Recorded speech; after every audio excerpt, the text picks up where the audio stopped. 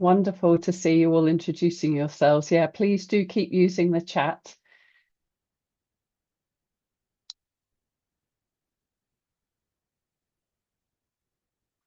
People are joining from all over the country, which is wonderful to see. Bristol, Surrey, Cornwall, Norfolk. Absolutely wonderful to have you all here with us today. I think given that we've got such a packed agenda, I will just start doing some of the housekeeping. And as you continue to introduce yourselves, just be aware that we are now recording. You might be joining and the recording has already started. So we will be sharing the recording on our website, and also we'll share the slides after the webinar. If you need to activate closed captions, you can do so in the Zoom menu. Hopefully that's at the bottom of your screen. You'll see a small rectangle with CC in it, and you can activate that for yourselves. We will have time for questions, and there is a panel discussion too. Please use the Q&A function to ask questions to the panel. Let's keep the chat today for connecting with each other. But if you want to ask questions to the panel or to our speakers, if you could put those in the Q&A section, which again is in that bottom Zoom menu with a question mark in a dialog box, that would really help colleagues to pick up the questions that are coming through. So before I continue, I will introduce myself. I'm Isabel Thomas. I'm Head of Community Partnerships at Good Things Foundation. And I just want to invite our other panelists to introduce themselves too. So Catherine, could you go first, please? Thank you, Isabel. So I'm Catherine Willis. I'm a professor at the University of Plymouth down in the southwest. And I'm Brilliant. here today with Chloe from Cornwall Council. Fantastic. Thanks, Catherine. And I'm just going in the order. I can see you all on my screen. So Grace, could you introduce yourself next, please? Yeah, great. Thanks, Isabel. Hi, everyone. My name's Grace Perks. I'm a digital advisor at the Local Government Association, working in our cyber digital and technology team and leading on all things digital inclusion. So great to be here. Fantastic. Thanks, Grace. Chloe, could you come in next, please? Good morning, everyone. I'm Chloe. I'm from Cornwall Council, so right down in the far southwest. Nice to see you all. Brilliant. And Margaret. Good morning, everyone. I'm Margaret Woodcock. I work at Hull City Council in the Adult Social Care Department, and I'm working on our digital transformation. Brilliant. Thanks, Margaret. And we're also joined today by my brilliant colleagues, Tash and Harry, who are supporting in the background, picking up your questions and making sure the tech is all running smoothly. So thank you both. You can see our agenda here. So we'll have a presentation from Margaret first around what they're doing to embed digital inclusion in adult social care services at Hull City Council. And then we will have a presentation from Catherine and from Chloe about the work that they've done in Cornwall, and in particular, their approach to understanding local need. That will be followed by a Q&A. So really, start thinking of the questions that you've got for the panelists. And then to round things off, Grace will present some initial findings from their digital inclusion survey that's gone out to local authorities and what some of the headlines are saying. And then we'll close the session. And as I said, we'll share the recording afterwards. So if we could enable Margaret for you to pick up and share your experience from Hull City Council. I will, thank you. If I can just get my screens up. Now, you all have to bear with me 1 second here, because this is new to me and I struggle. So hopefully you can all see my screen. Can somebody give me a nod or a yay when they can see it? We can see you. Yeah, we can see it perfectly. Brilliant. Now. Thanks, Margaret. Hi, welcome everybody. So I'm Margaret Woodcock and I'm currently working on digital transformation at Hull City Council in our adult social care department. So just a bit of a context, adult social care in Hull, we support around 4,000 people per year at a cost of around £164 million. We are a massive department. Lots of people just think of us as dealing with old people, but we focus on social work, occupational therapy, safeguarding. We transition young people from children's services into adult services. We run day centres, residential homes. It's a huge breadth of what we do in adult social care. So if you don't know where Hull is, we are on the Humber Estuary. We're a unitary authority and we're an urban city. So you can see by this beautiful coloured map, we are made up of lots of different demographic areas in the city, and the different colours on this map show where people are living. So it gives a really good insight into the population of Hull. This is a whole other presentation that I haven't got time to do today, but just please look at the map and keep it in your minds because I'm going to reference it a little bit later on. Around Hull are all the leafy suburbs. We don't have any leafy suburbs in Hull. As I say, we're completely urban. So what have we been doing? Well, we started with a benchmark called What Good Looks Like, which is a piece of work which was created by the Department for Health and Social Care, and it enables everyone who works in health, social care and local authorities to understand their digital transformation journey. So we completed a self-assessment that was sent off, and our local government association and ADAS looked at that, and they benchmarked us against our peers, which in our case was another 11 local authorities. We recognised we were in a good place. We knew where we wanted to start, but what did we do? You know, we had no foundations. We didn't know our local position. There was very little data to understand the digital habits of people living in Hull. So how could we plan services if we didn't know? We are very lucky. We are members of a partnership, the Curiosity Partnership, which is a collection of universities in Yorkshire and Humber. And we put a call out to say, would anybody like us to help to do a little bit of research on the city? And the University of York put their hands up very quickly and said, yes, please. So we sat down together and we looked and thought about how was device ownership, connectivity, uses, barriers and future needs. What was the current picture in Hull and what could we potentially need? And so we shaped some questions, and we wanted, if you think back to the map, to get a really broad range of demographics. We wanted to capture the voice of the city. That took a lot of doing. We had a really packed engagement activity. Some of it was digital online. That's great if you're digitally enabled, but if you're not, that's a bit of a barrier. So we did lots and lots of engagement activity, talking to people. We initially wanted to do that in 3 months. It took us 6 months. It took us such a long time. There was a lot of issues we faced. People didn't have confidence in us, didn't have trust in us, couldn't see the potential of digital technologies. We had language difficulties, cultural difficulties. But it was brilliant. It was such a great piece of work to do because it enabled us to get to understand our partners, get to understand our residents, and to see firsthand what some of our challenges were. It also enabled us to bring some partners online who we hadn't encountered before or worked with. So we did that, and as I say, it took 6 months. And at the end of the 6 months, we had enough for a return to know we had a 95% confidence rate in our data. That was brilliant. We've got so much data now. What do we do with it? So the question is, so what?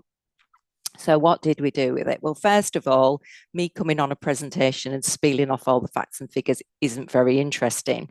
So we decided we would make a video. So again, our partners at the University of York made us a fabulous video which highlights our findings. And at the end of this slide, there is a QR code. And if you want to watch the video at the end of it, you're very welcome. It is really interesting.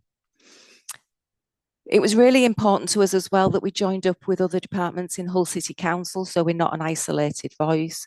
We've been working with our corporate digital inclusion team, our IT team, our neighbourhoods and housing to develop everyone's policies so adult social care is reflected.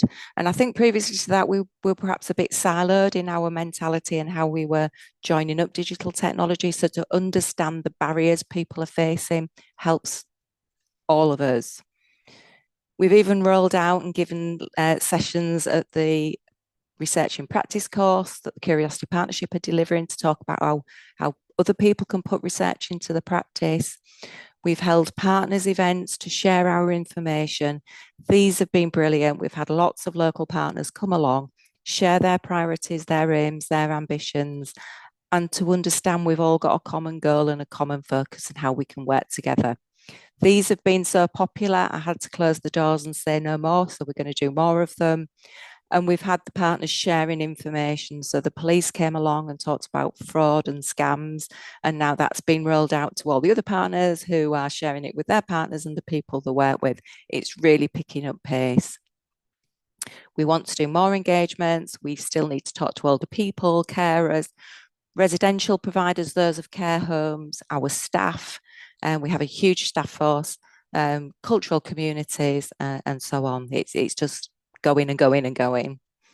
We've rolled out this week to highlight Get Online Week. We've started a staff digital skills audit. We recognise that our staff have digital inclusive needs and that we need to be addressing those. So we're looking at that this week.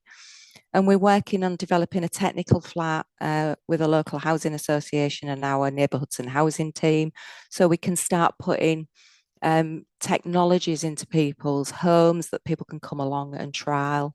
It's not just about giving people skills to get on a computer, but people need to know how they can use technology in their homes to keep them well and staying at home as long as possible and as safe as possible. So we've got lots of work going on around that. I don't know if I've done my 8 minutes there, Isabel. I've tried to race through that. I can go back. I don't know how far off I am, but that's a whistle-stop tour of what we're doing. We really wanted to understand the local picture.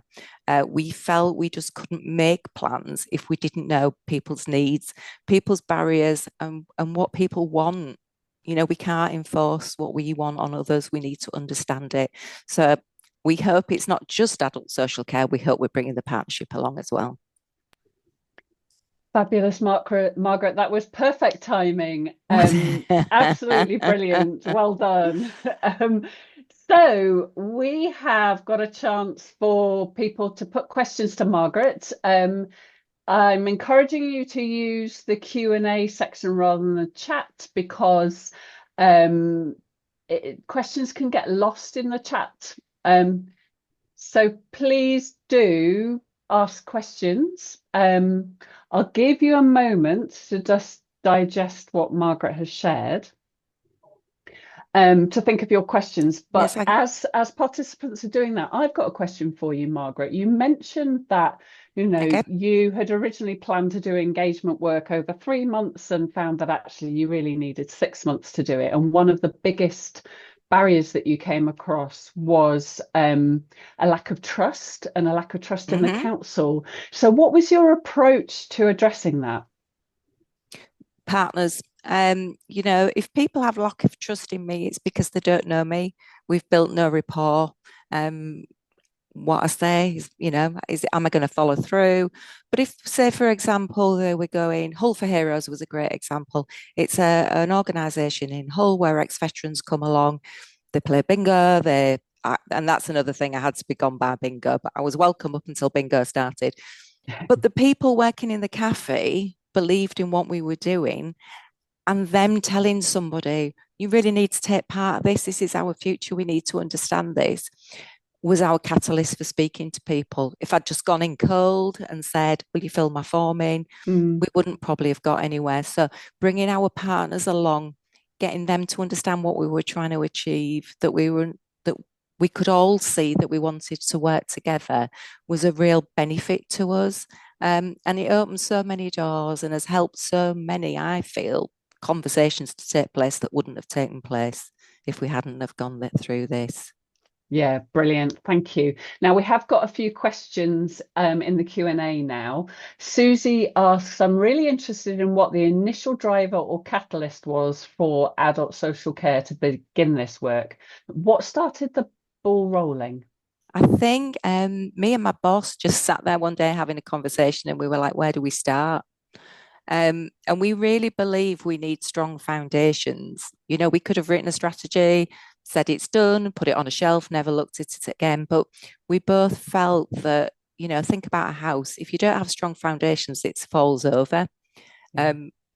And the people of the city are our foundations, so we had to know. I think I was maybe a bit flippant in saying, let's go and talk to everybody in the city. I don't think I really thought that through. If reflecting on it now, it was a big undertaking, but it was really beneficial, and it's really helped me to engage and connect with people to understand their barriers, because I don't necessarily face them. So unless I can understand their worlds, their lives, how can we make it better? Yeah, brilliant. Thank you. So Rebecca has asked, do you have any tips or anything else you can share in relation to your staff digital skills audit?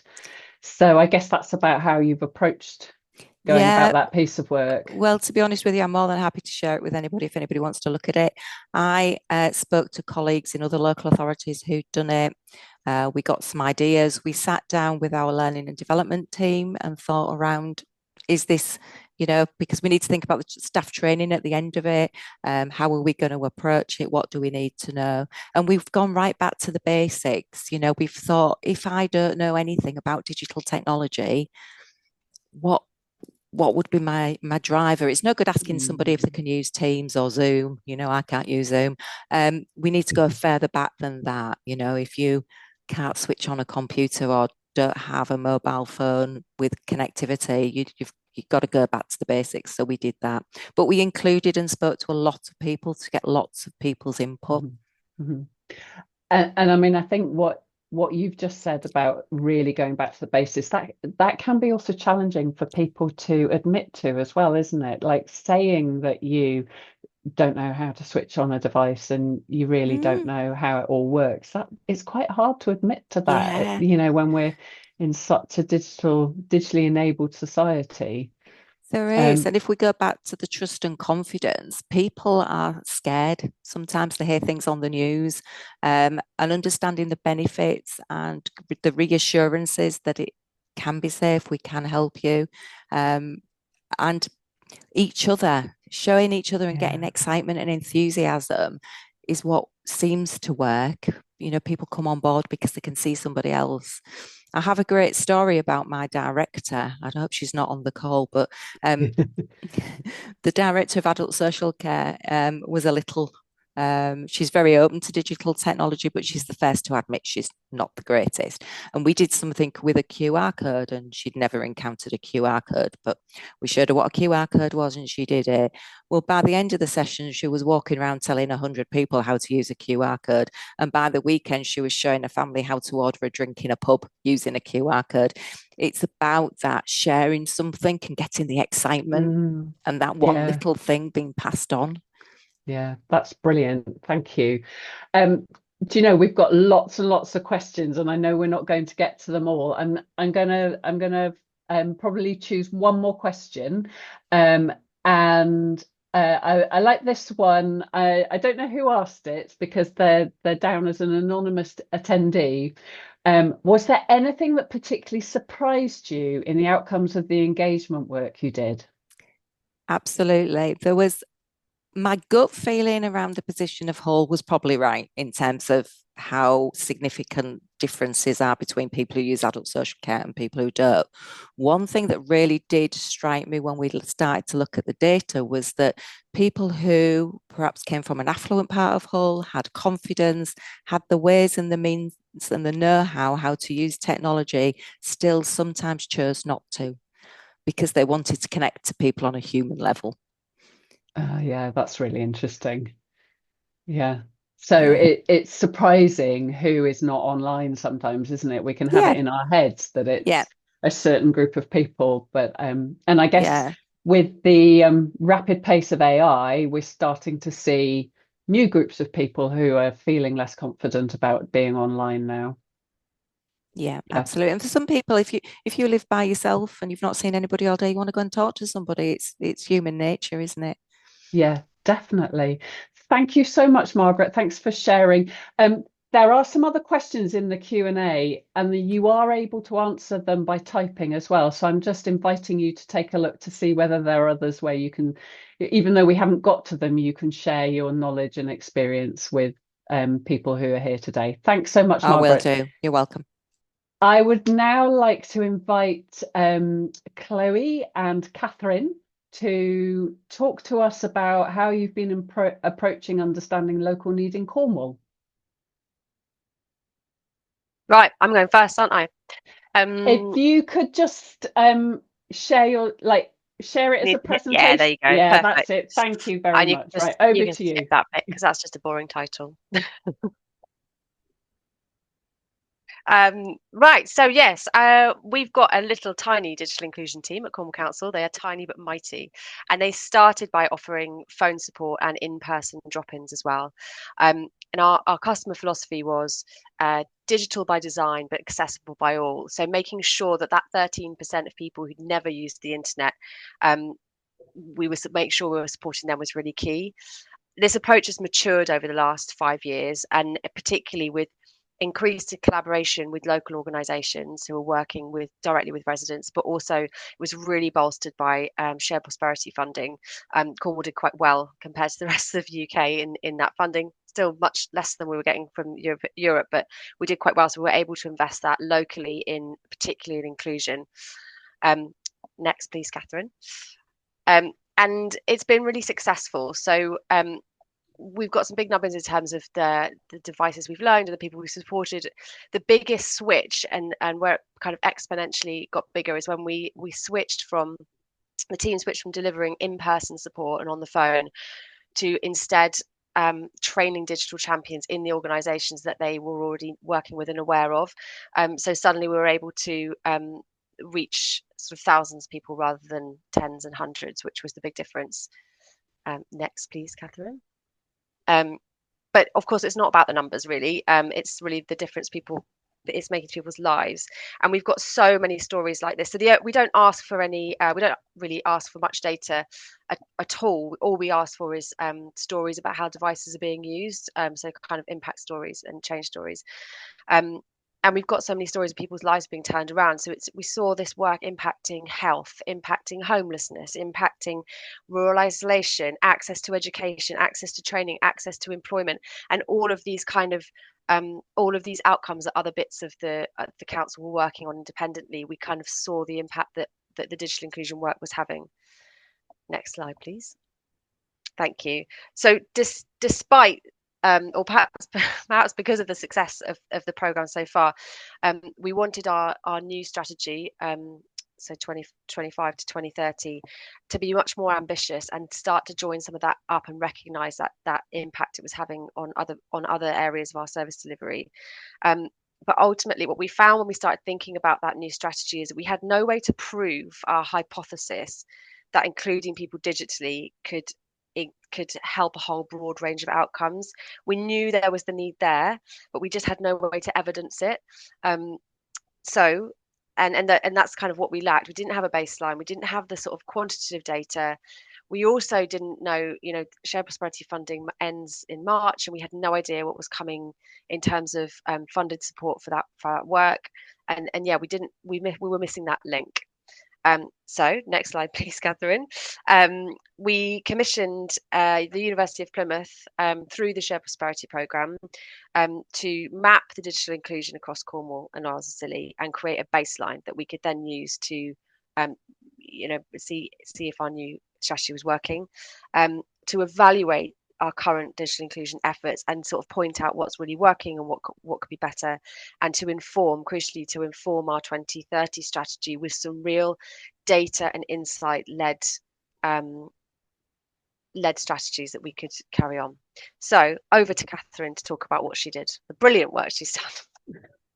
Thank you, Chloe. And I should say that although we were commissioned to do this, it came on the end of a £1 million project with Shared Prosperity called Digital Together, and a sort of 10-year programme of us working with Cornwall Council and partners out there to do projects. But we had, like you said, we didn't have a way to measure either where we were or where Cornwall wanted to get to in the next phase.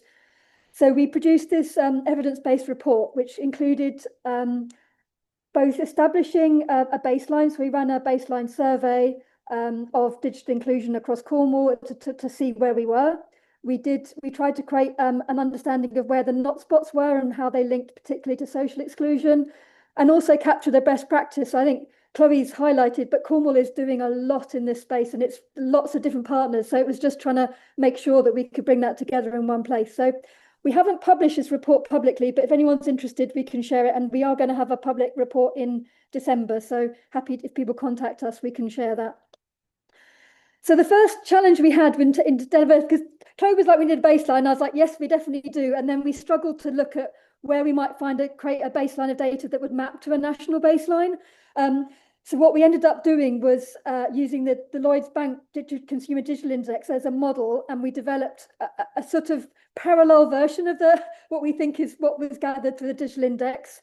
And we also, amazingly, I think it was a real asset for us, is we talked with Good Things, and they provided us with their pilot set of questions, which they are now, I think, rolling out nationally. So we built a county-wide digital inclusion baseline survey to establish where we were in Cornwall. And again, with that survey we developed, we have made that open source. If anybody's interested to try and do that in their own county, we're happy to share. And I say we gathered a lot of data around the Lloyds Bank consumer digital skills. And I'm not going to talk about all the data. I'm just going to mention briefly the Good Things questions, because they were in a way some of the most insightful. The data came out that about 15% of the Cornwall population, which is about 500,000, were digitally excluded, which sort of maps to a national baseline. But some of the ways in which we saw like what that looked like were 22% of people rely on others to do things online. So that 15% expands 22 when they're saying that they're actually needing someone else to help them. They couldn't repair a device if it broke. They can't afford an internet connection. They rely on Wi-Fi outside the home. And not everyone knows where to get support. So some of those questions were really useful and sort of revealed some of the sort of challenges around how digital inclusion is mapped across the population. We also developed, so there are a number of ways in which there's sort of mapping of digital inclusion in a spatial way. There's the Derry scale, there's all sorts of work.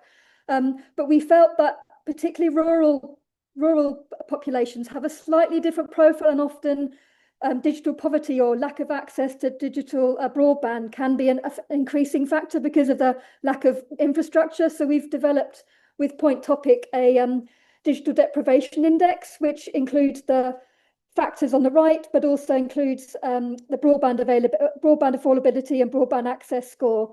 And we found that was quite useful for identifying particular hotspots. So I don't know if anyone knows Cornwall, but Redroth, Pool Camborne is a sort of area of deprivation, and we found digital deprivation there. But also in rural areas, we found pockets of older populations with lack of access to infrastructure and skills that were capturing. So that's going to enable more targeted approach to digital inclusion programs in the future.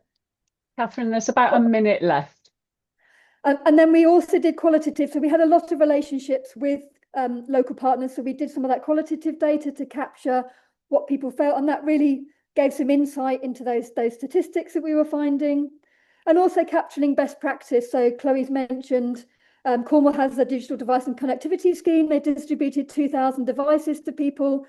There was an outreach screen, the digital champions, and at the university we ran a digital hub program. So all local community centres and village halls have a series of digital hubs which embed those champions and that activity in the community. So Chloe, I don't know if we want to do this together, but I think that's led to the informing what Chloe has worked on, which is this fantastic new digital inclusion strategy, but it's also informed a better understanding and a more joined up approach to how to address digital inclusion in the county and how to sort of move forward into really consolidating and developing that approach. Thank you. I'm sure I'll stop sharing. Thank you very much. So again, we've got time for questions for Chloe and Catherine. I can see that Charles has asked Catherine, very interested in seeing the report. Lots of people are interested in seeing the report. So once we finish this section, if there's a link to where it's published publicly, then it would be really great if you could share that in the chat. And other people are asking us, can can we share the slides? We will absolutely be sharing the slides, and the recording will be on the Good Things Foundation website if you want to look back at it or share it with other people afterwards. We're actually, oh, sorry. Yeah, go for it. I was going to say that we're planning a launch event for the report that Catherine's done on the 1st of December. So perhaps we could invite everyone here through you to that. Just an online thing to discuss the findings in more detail. That'd be all right if we can invite people through you. That's brilliant. Yeah, fantastic. That sounds really great. And actually, somebody has just said that, like, there's so much good content here this morning, and we're quite pressed for time, and it would be really great to be able to follow up with you all. So that sounds like a really good event to be able to come and find out more. And I would say, like, I can see in the chat lots of people are connecting with each other, and please feel free to use this as an opportunity to keep connecting and connect with our panelists as well. So I'm just scanning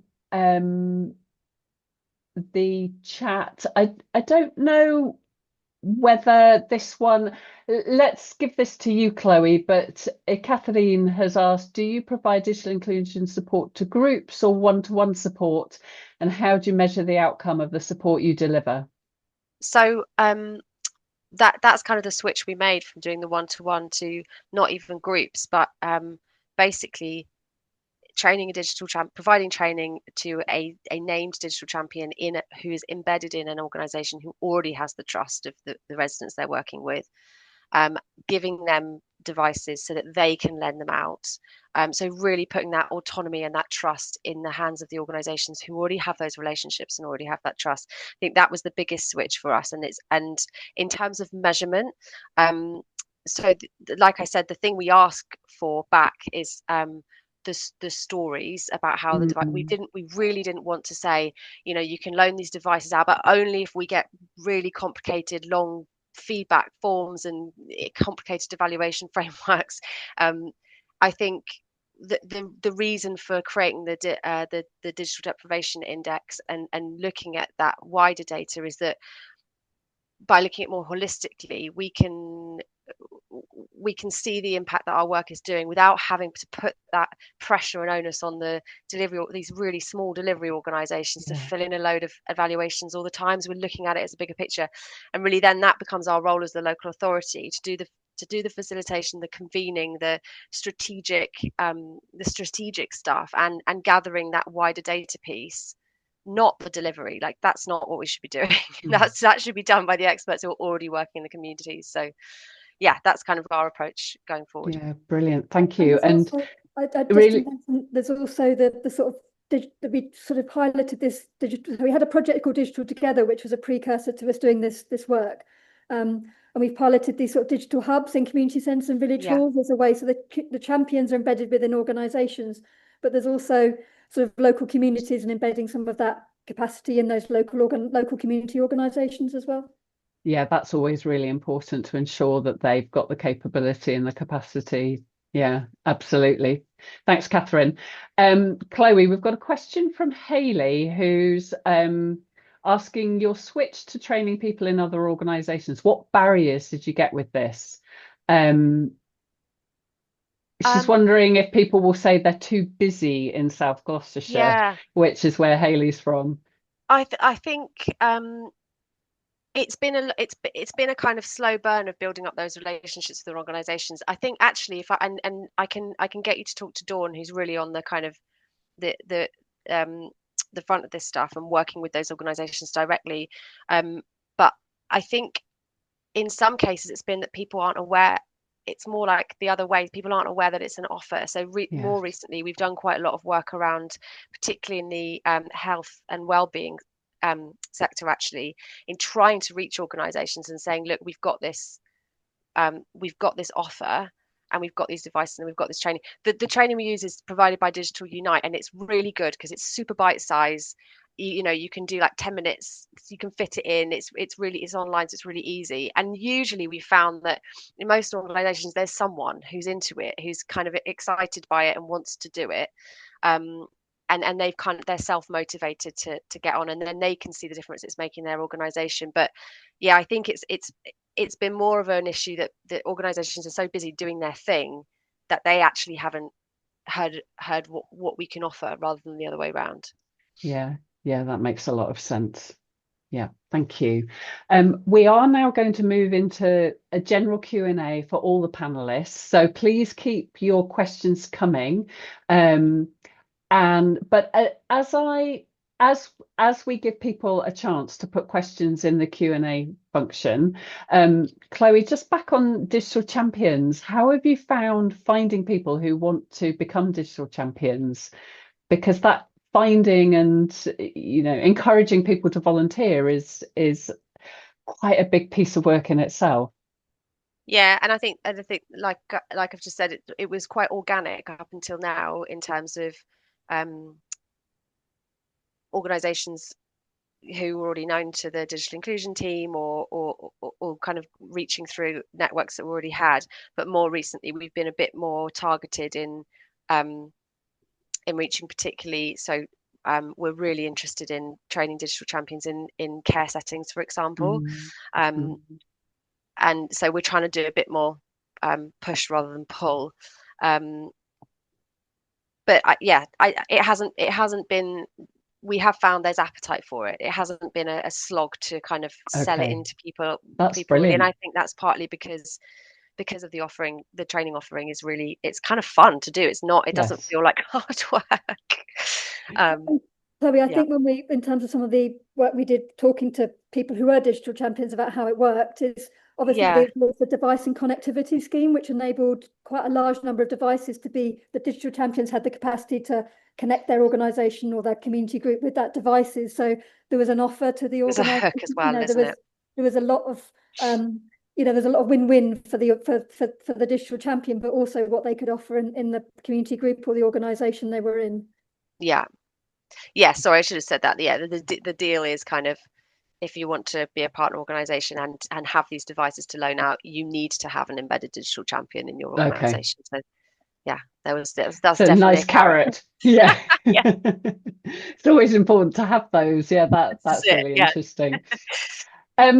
Moving on, and this is open to anyone on the panel, because I'm afraid I don't know much about this, but Sarah has asked, and this is more out to all the participants, but perhaps some of our panelists, and maybe Grace, you have some knowledge from across the UK around, are there any local authorities on this call using their gain share funds from Superfast rollout on digital inclusion?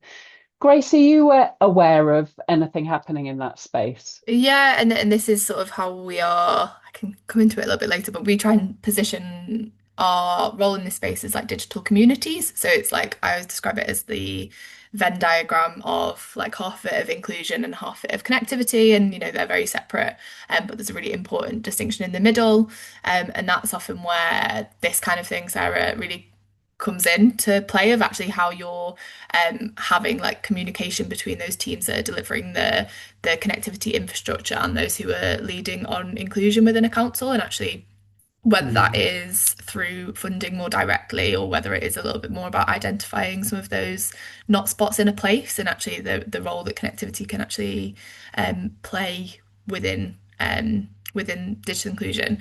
So there are definitely places that use their gain share funding. I think there's been challenges over time with the different rollout projects and the kind of the capacity and capability of councils in the connectivity space as well, to actually be able to really integrate those pieces of work. I'm more than happy to pick this up in more detail in future, because it is a sort of separate piece of work as well.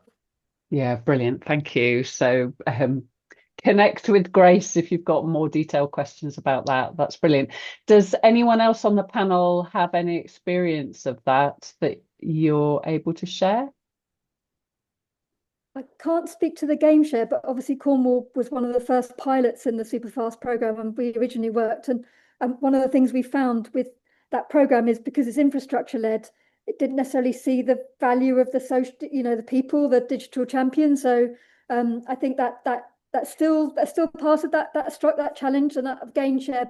And we've also with the gigabit rollout, we did also have some challenges because one of the local providers that was delivering gigabit, they had a remit to deliver some local capacity, and they did a sort of survey of local people, and there was no interest apparently. But I think that's because the way they might be approaching them was very industry based. And so I think with Cornwall Council, there's really been this case of reaching out to the right organisations and making sure they know. So that link is really important between the delivery on the ground and the much more infrastructure led delivery.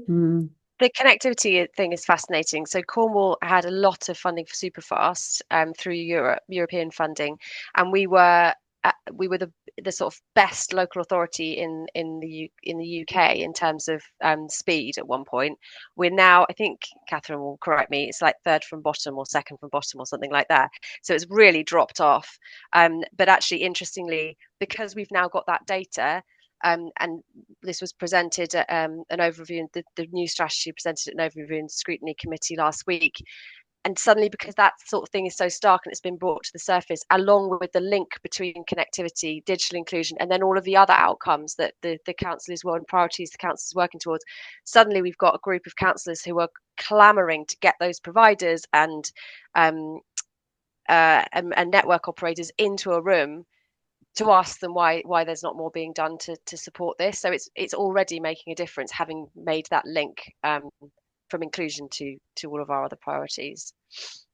Yeah, thanks, Chloe. That sounds super important to the changing mindsets. Feels like that's a key to making progress, where you've got people working on a certain priority who maybe don't understand what inclusion is about and why it matters so much. Yeah, absolutely. Please do keep your questions coming in the Q&A function to members of the panel. I am just scanning some of them just to see. Okay, so Catherine has asked, do you measure any financial outcomes, cost of living, linked to the cost of living crisis? How much people save money by using digital technology, comparing prices online, finding cheaper deals, saving, in other ways as well. Do you measure that? Chloe, how about we come to you first? So we don't.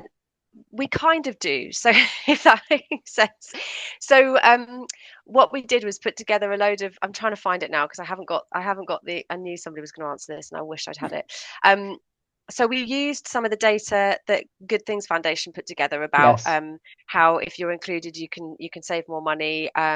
We also there was some data we had about how digitally included people actually use fewer GP appointments and some other data. And basically I did a very back of the envelope calculation looking at the amount of people we've supported and how, and those kind of figures that people can expect to save more, and the economic benefits plus the kind of savings to NHS that we could expect, and that kind of kicked out a financial number. I'll get this and I'll put it in the chat so that you've got the right numbers, and it does end up looking extremely impressive in terms of a potential return on investment. You invest this amount in a digital inclusion program, my goodness, look at this potential financial benefit for residents. But it's not entirely, there's not like a causal, it's not very scientific, but it still makes the point, right? that it has absolutely. Yeah, and we can certainly dig it out and share in the chat the national piece of work that we did around the economic benefit of tackling digital exclusion, which you've referred to there, Chloe. And we would really hope at some stage to be able to update that, because we know that showing the social return on investment of digital inclusion work is super important, and it really helps to change minds and get investment in this area. Margaret, I'm just wanted to come to you. Have you got any experience of the kind of showing the benefit and the financial benefit of investing in digital inclusion? Not yet. When we started our journey, we were conscious that it was going to lead to other things and to other questions. And we wanted to take an approach that took people on the journey with us. So that hence why we haven't got to that stage yet. I mean, corporately as Hull City Council, and I can't speak for the corporate core because I'm here as adult social care. They've got lots of figures and things, but in terms of what we want to do for adult social care, it's about, I talked about our engagement sessions with our partners.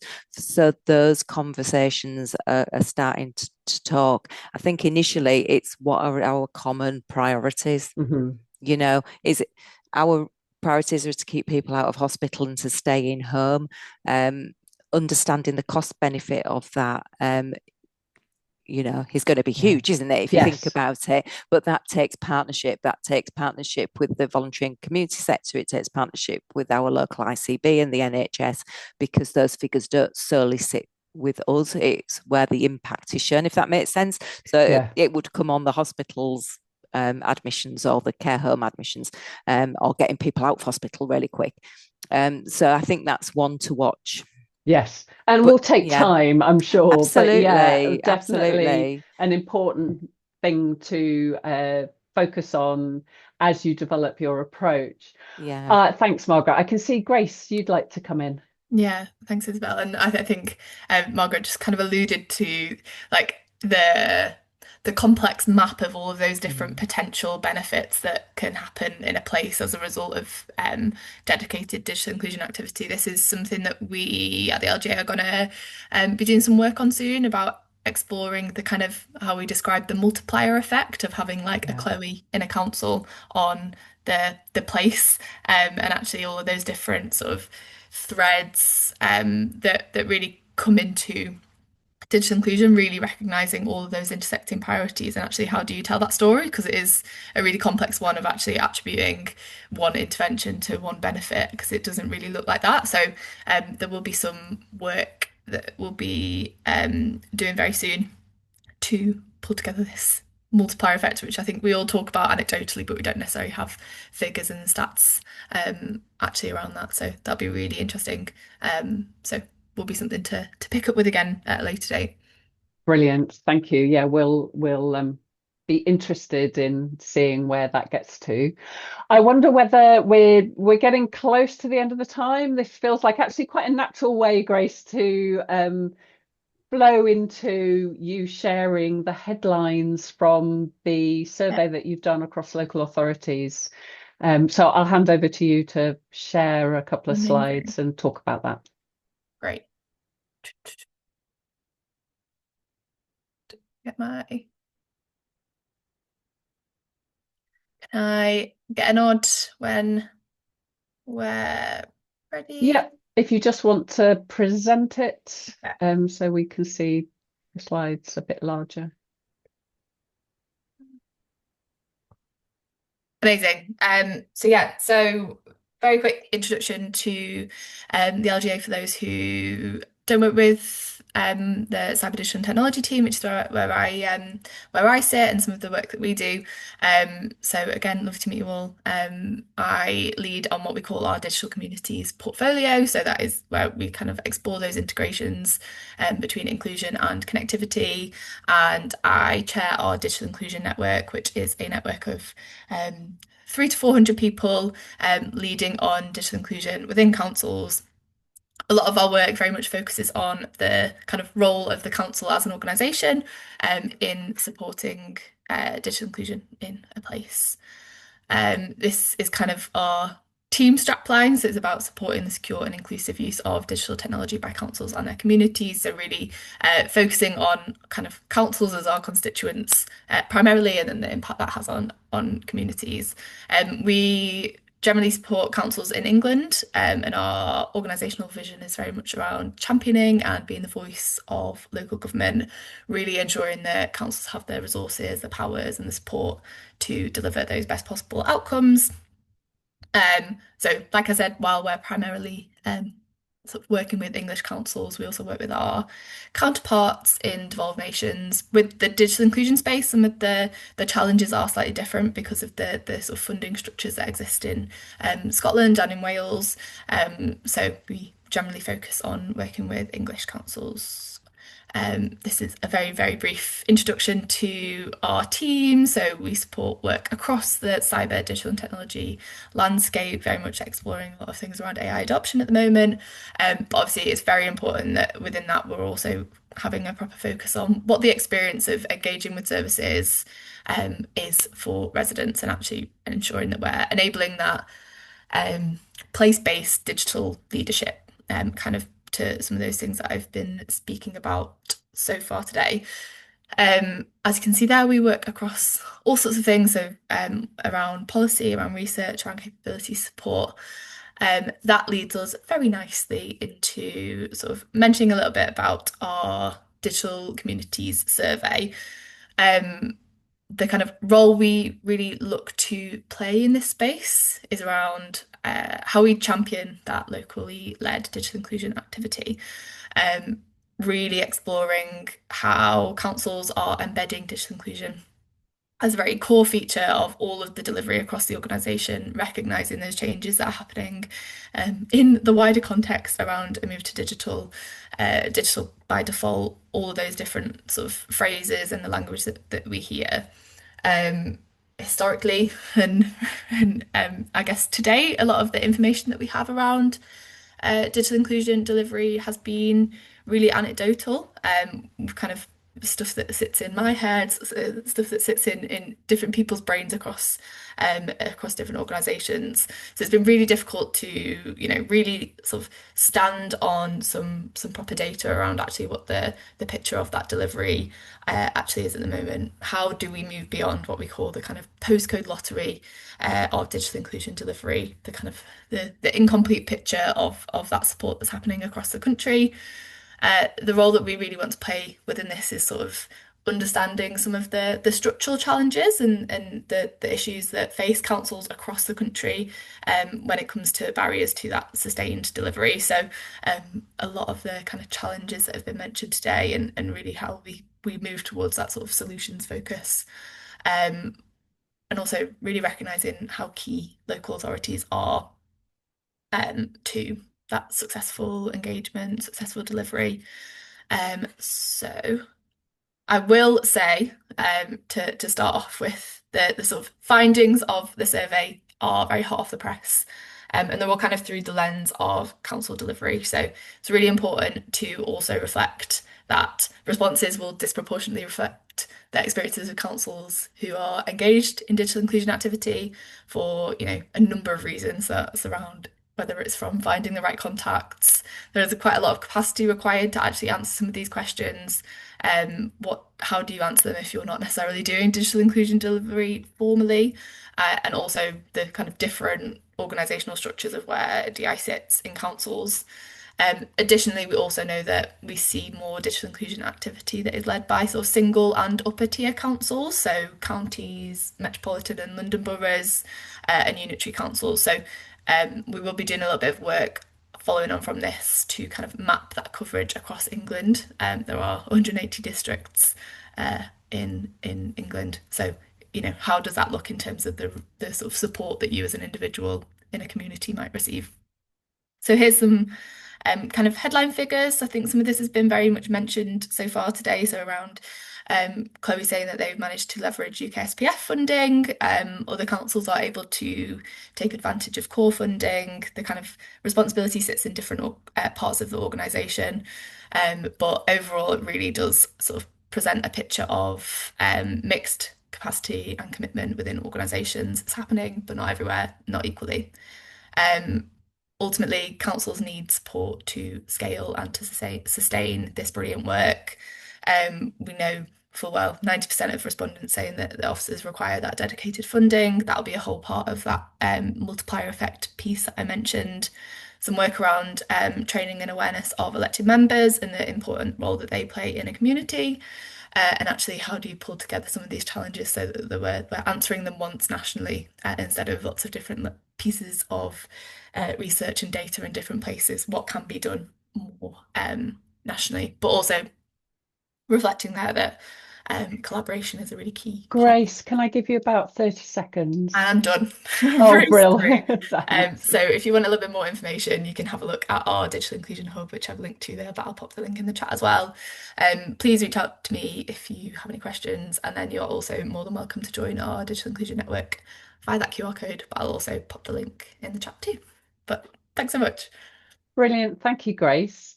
So we're coming to the end of this session. It has been brilliant to have so many people join us. In particular, I'd like to thank all our panelists for your time and for sharing your expertise and your experience and being so willing to share resources with others as well. And hopefully people have made some really good connections today. I've just got one last slide and a few things to bring to your attention. So I did earlier on put in the chat the link to the indicators of digital inclusion that colleagues at Good Things Foundation have developed with other partners. We will share these slides, and so you will get that link. You'll be able to click on that link afterwards. And yeah, please have a look around. We're encouraging other organisations to use these. They can help you with resident surveys, for example, building in one or all three of the questions. They're designed to sort of build on each other. So if you've only got space for one question, you can use the first one. So this is what Catherine and Chloe incorporated into the work in Cornwall, and we'd love to see more partners using them. We recently launched the new AI Gateway, which is a open, free learning platform that introduces people to AI, I should say generative AI, what it is, some of the basic concepts, some of the use cases for AI in our everyday lives, but also crucially, like what are some of the downsides, things to look out for, things like the data bias and the impact on the environment. So it's a lovely, I know I would say this, but it is a lovely platform. Colleagues have produced something beautiful in the AI Gateway. So please do check it out. And again, the link will be in the slides. And then the final thing I wanted to talk to you about, if you're not already aware of the government's IT Reuse for Good Charter. So this is encouraging organisations to sign up to donate their old tech to be reused and get out to people who can't afford a device. And if you're just early on in your thinking around device reuse, there is also a brilliant playbook that helps you to start thinking about how to set up an IT reuse program. So again, the link is in the slides that we'll share. But that's all that we have time for today. Thank you, everyone. And thanks once again to all our brilliant panelists. It was fantastic that you could join us, and have a great rest of Get Online Week. Thanks, everyone. Thank Thanks you, for having me. everyone.